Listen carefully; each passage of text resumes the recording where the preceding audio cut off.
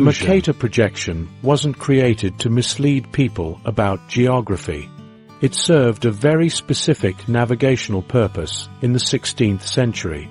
Flemish cartographer Gerardus Mercator designed his famous map in 1569 to solve a critical problem sailors faced at sea. The full Latin name of his work translates to a new and augmented description of Earth corrected for the use of sailors, making its practical application clear from the start.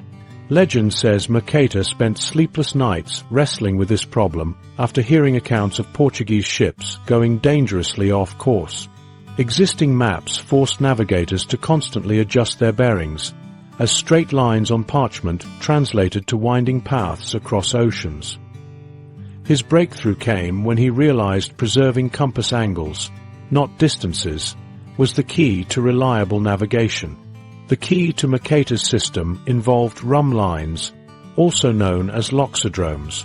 These are paths of constant compass bearing that cross all meridians at the same angle.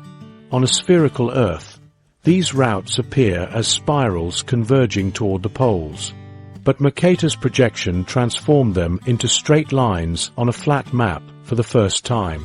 A sailor could now take a ruler, draw a line from Lisbon to the Caribbean, measure its angle, and follow that single compass heading across the Atlantic. This design came with necessary distortions. Mercator stretched areas increasingly as they moved away from the equator to maintain the angular relationships. Greenland's massive appearance wasn't an error.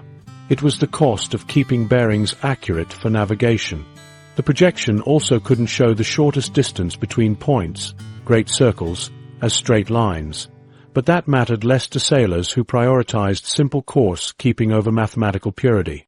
Historical navigation records show how sailors used Mercator's system. A 1585 account describes Portuguese navigators plotting courses by laying a straightedge across the new maps and transferring the measured angle directly to their compass. Dutch East India Company ships carried Mercator charts that reduced complex celestial calculations to simple ruler measurements. This saved time and reduced errors during long voyages where small course deviations could mean missing landfalls entirely. The projection's distortions made mathematical sense for its purpose. While landmasses near the poles appeared enlarged, critical equatorial regions maintained proportional accuracy where most European navigation occurred. Ships crossing the Atlantic or rounding Africa benefited from correct angular relationships in these heavily trafficked zones. Mercator himself understood the trade-offs. His original map included explanations about proper usage and limitations. The extreme stretching near the poles clearly indicated the projection's unsuitability for representing high-latitude geography accurately.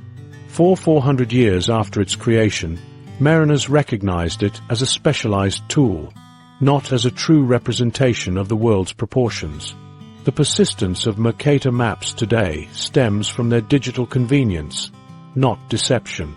Early computer mapping systems adopted the projection because its rectangular grid simplified programming.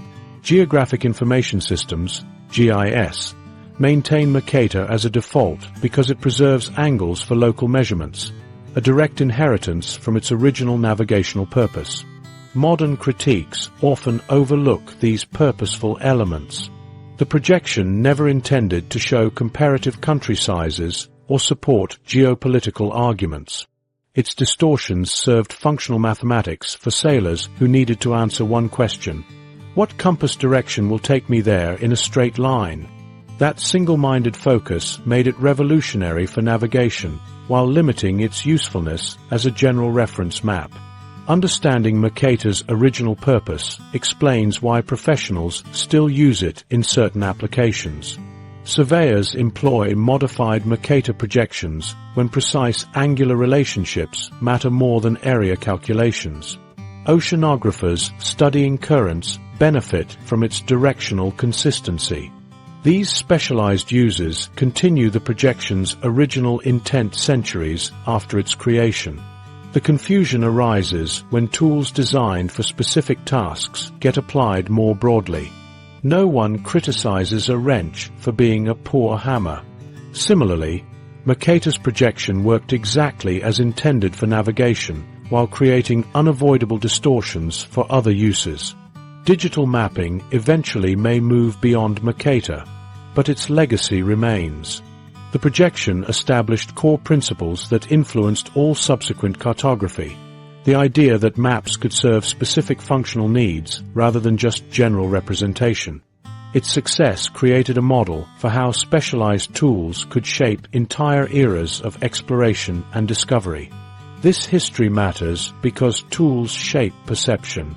When we use any map, we inherit the intentions and compromises of its designers. Mercator's world looks the way it does because 16th century sailors needed reliable bearings, not because its creator sought to mislead future geography students. Recognizing this distinction helps us understand why modern digital maps still carry these navigational fingerprints into our classrooms and smartphones.